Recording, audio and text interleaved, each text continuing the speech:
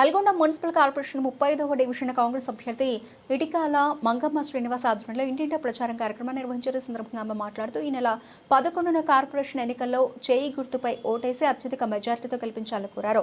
మంత్రి కోమటిరెడ్డి వెంకటరెడ్డి సహకారంతో వార్డు అభివృద్ధితో పాటు నల్గొండ పట్టణం ఎంతో అభివృద్ధి జరుగుతోందని తెలిపారు. అధికార పార్టీ అభ్యర్థులను గెలిపిస్తే అభివృద్ధి జరుగుతుందని తెలిపారు. ఈ కార్యక్రమంలో ఇటికాల శ్రీకాంత్, తాటి శ్రీను, శివకుమార్, మల్లేష్, మత్స్యగిరి, భద్రయ్య, పస్నూరి రాములు, ఐతరాజు ప్రసాద్, గుండెబోయిన నాగరాజు, కల్లెట్ల యాదయ్య, డివిజన్ ప్రజల అభిమానులు తదితరులు పాల్గొన్నారు. ఇటుకాల మంగమ్మగా పోటీ చేస్తున్నాను. చేయి గుర్తుకు ఓటేసి గెలిపించాలని కోరుకుంటూ ఇక్కడ వార్డు సమస్యలన్నీ ముందుండి పని చేపిస్తాను. 40 ఇండ్లు ఇప్పించినాం.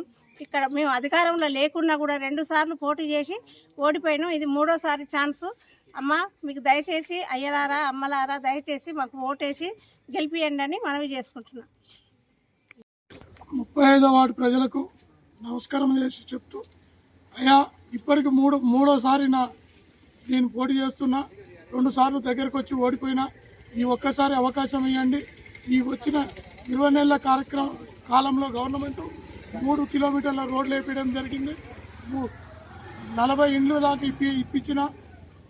ఇప్పుడు గవర్నమెంట్ ఉన్నందువల్ల అందరికీ ఏది కావాలంటే అది నా చేతనైనా సాయంతో చేసుకుంటూ పోతున్నా. మీకు సేవ చేయడానికి ముందుకు వస్తున్నా. మీరందరూ చేయి గుర్తుకు ఓటేసి మమ్మల్ని గెలిపించగలరని ప్రార్థన.